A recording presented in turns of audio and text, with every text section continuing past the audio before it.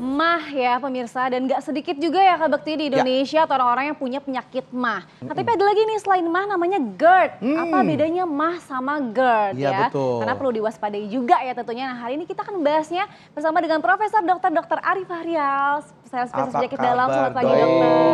Ini ahlinya di bidang pencernaan loh ya pemirsa ya. Nggak kaleng-kaleng, terperutan tanya dengan Prof. Arida pokoknya.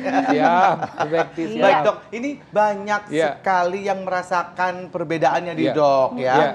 Nah katanya ada GERD, ada mah gitu. Nah itu bedanya apa sih dok sebenarnya dok? Ya, jadi kalau kita lihat mah itu kan sebenarnya bahasa Belanda ya, artinya itu lambung. Cuman orang bilang ini sakit mah berarti sakit lambung. Kalau bahasa Inggrisnya apa berarti itu ya?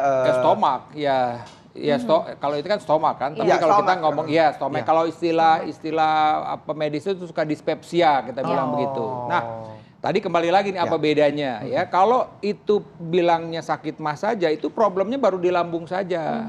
Kita tahu ya saluran pencernaan makanan dari mulut, kemudian ada yang namanya kerongkongan, esofagus, itu lambung. Nah, kalau dia GERD, asam lambung itu yang mungkin dia sakit lambung sebelumnya atau mah itu dia karena udah naik ke atas, udah balik ke atas asam lambungnya itu, nah itu dia udah GERD.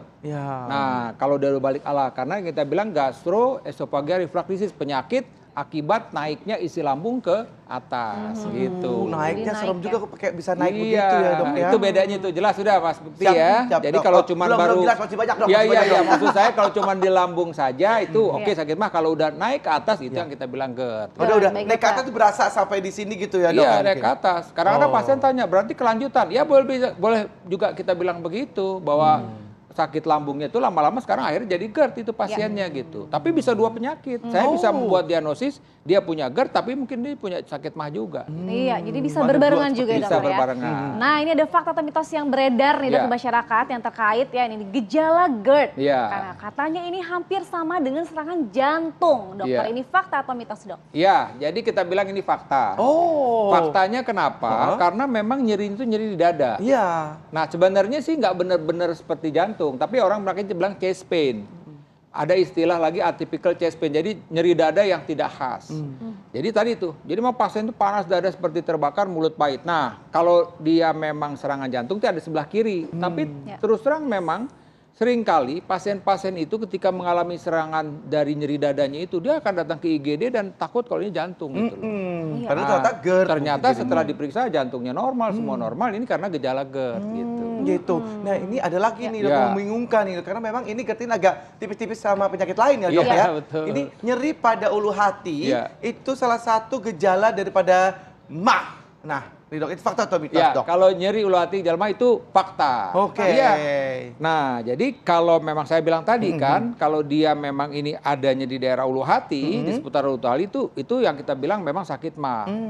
Tapi kalau dia ini pasien ini yang saya bilang tadi, dia tidak ada nyeri ulu hati, tidak mual, dia panas dada terbakar. Nah, itu cuma GERD aja itu pasiennya itu. Nah, tapi kalau ada pasien bilang, dok saya nyeri ulu hati, mual, kembung, tapi saya juga panas dada seperti terbakar, mulut pahit, dua penyakit dia. Sudah ada GERD, sudah ada lagi sakit mah juga dispepsia gitu. Jadi ini yang mesti dipahamin tuh. Iya dokter, dan kadang-kadang tadi berhubungan dengan penyakit jantung juga ada juga yang dia merasanya mual, dikiranya malah mah, jadi udah kebalik ya. Betul nih sampaikan Dr. Sabrina tadi, karena ada yang kita bilang bahagian dari bawah jantung itu ya, daerah inferiornya itu kalau dia mengalami serangan jantung dia nyerinya udah ulu hati. Tapi sebenarnya itu serangan jantung. Jadi memang nggak ada salahnya juga sih ketika pasien itu nyeri di daerah atau panas dada dia ke IGD dulu pasti dia ada masalah jantung atau tidak. Tapi kalau ini jarak seminggu bolak-baliknya hati-hati, jangan-jangan itu sebenarnya udah GERD, jantungnya normal gitu. Jadi nggak usah takut lagi. Kalau kesempatan pertama oke lah takut, tapi berikutnya setelah dicek semuanya oke, jantungnya udah nih karena GERD-nya gitu loh. Iya betul, jadi agak membingungkan juga ya dok ya, karena tadi juga gejalanya juga mirip-mirip penyakit lain ya. Tumpang tindih. Ini ada juga yang mirip lagi dengan GERD nih katanya dokter. GERD dan mah ini dapat memicu sesak nafas dokter. Ini kan larinya kan ke paru-paru lagi ya, soal pernapasan, fakta atau mitos dokter? Ini jangan dokter, sabar dok, sabar. Ya aja dokter mau jawab, sabar pelan-pelan dok, sabar. Kaget. Orang biar pada nungguin. Itu kaget gitu bisa stres naik asam lambung.